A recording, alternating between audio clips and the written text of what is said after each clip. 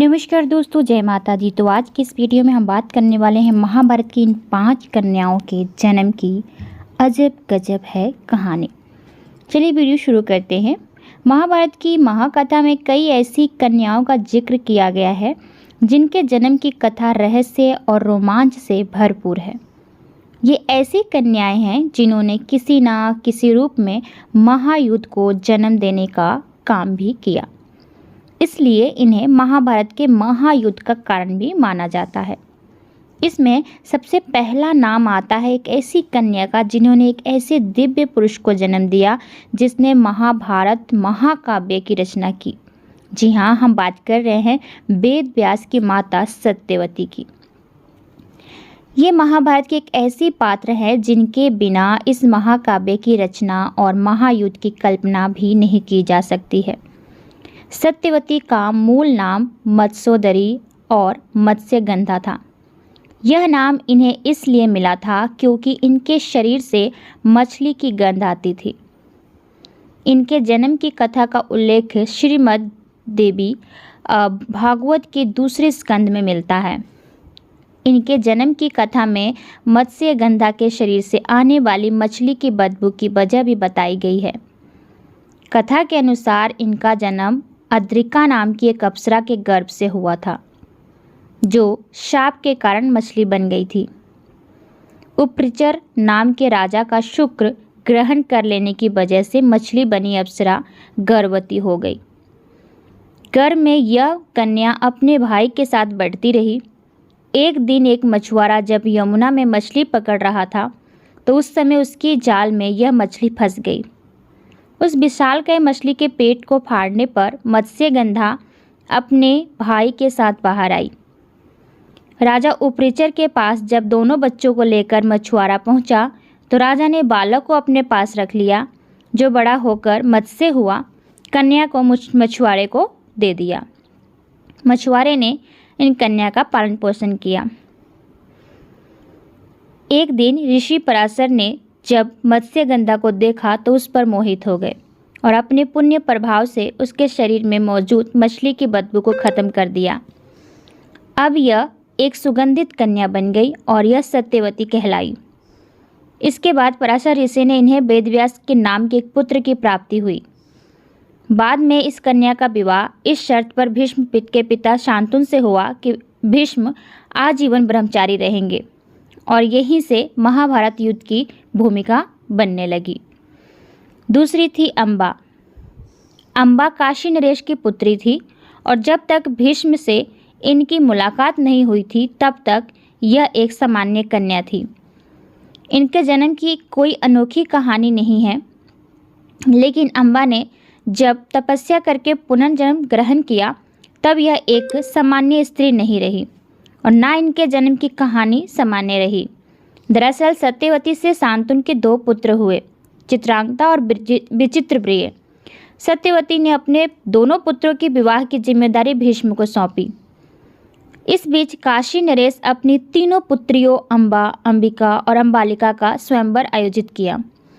इस स्वयंवर में काशी नरेश ने चित्रांगदा और विचित्रप्रिय को आमंत्रित नहीं किया।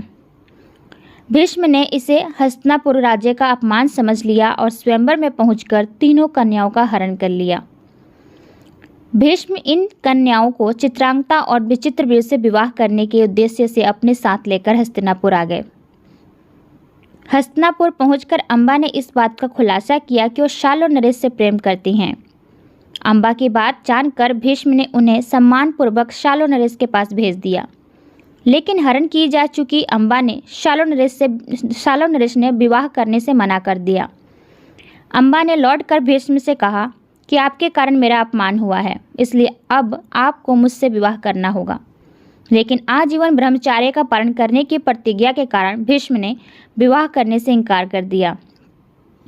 ऐसे में अम्बा ने प्रतिज्ञा ली कि भले ही उन्हें कोई जन्म लेना पड़े, लेकिन वही भीष्म की मृत्यु का कारण बनेंगी।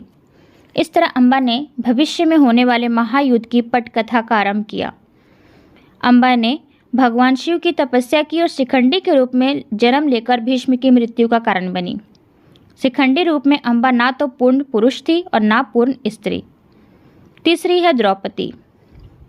महाभारत के महायुद्ध की सबसे प्रमुख महिला किरदार हैं द्रौपदी। द्रौपदी का जन्म ही महायुद्ध की ओर भविष्य को ले जाने के लिए हुआ था। इनके पिता द्रुपद ने द्रोणाचार्य से बदला लेने के लिए पुत्र की कामना से यज्ञ किया था।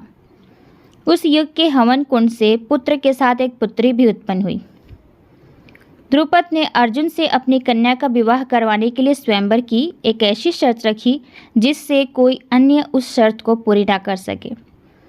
द्रुपद की इच्छा के अनुसार ही द्रौपदी का विवाह अर्जुन से हुआ और यहाँ से महाभारत युद्ध की एक के बाद एक कड़ियाँ जुड़ती चली गई। चौथी हैं दुशाला। महाभारत के महायुद्ध का एक प्रमुख किरदार जयद्रथ भी है, जिसका विवाह दुर्योधन की बहन दुशाला से हुआ था। दुशाला महाभारत युद्ध में कहीं किसी रूप में शामिल नहीं है, लेकिन अपने पति के कारण वह भी युद्ध की कड़ी से जुड़ी हुई है। जयद्रथ ने द्रौपदी का हरण करना चाहा। पांडवों ने इसके लिए जयद्रथ को दंडित किया। अपमान की आग में जलते हुए जयद्रथ ने पांडवों की मृत्यु का संकल्प लेकर भगवान शिव की तपस्या शुरू कर दी। शिव जी से प्राप्त वरदान के कारण महाभारत के महायुद्ध में एक दिन जयद्रथ सभी पांडवों पर भारी पड़ा और अभिमन्यु के वध की वजह बना।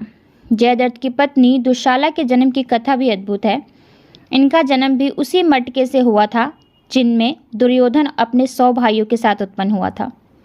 पांचवी है गंगा।